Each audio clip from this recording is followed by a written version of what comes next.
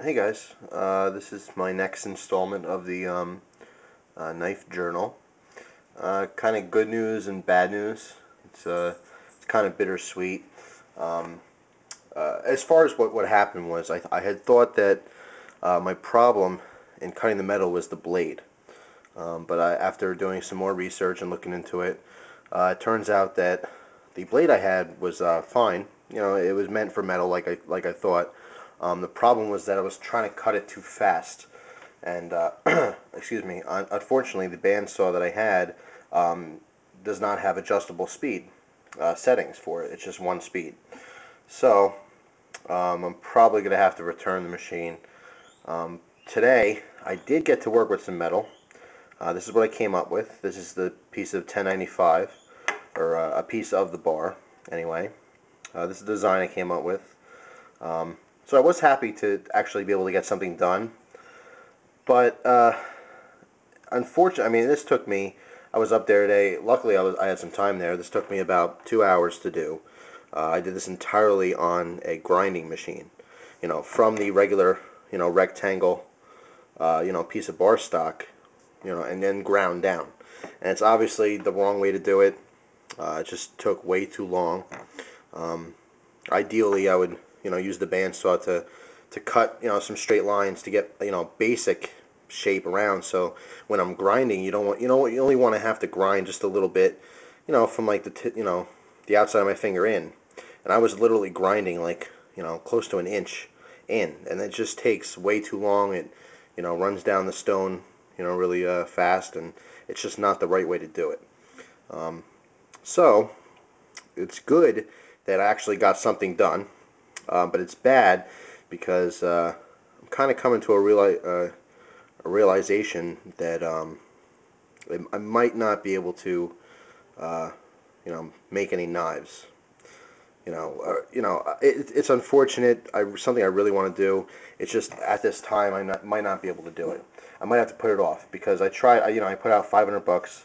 I got some very, very cheap machines, and I thought I can get away with it. And it's looking like I just have to buy better equipment, and that's what it comes down to. So it's very discouraging for me. Obviously disappointing. But I'm not going to give up my dream. It is my dream. I just, unfortunately, right now, I just can't afford that kind of a hobby.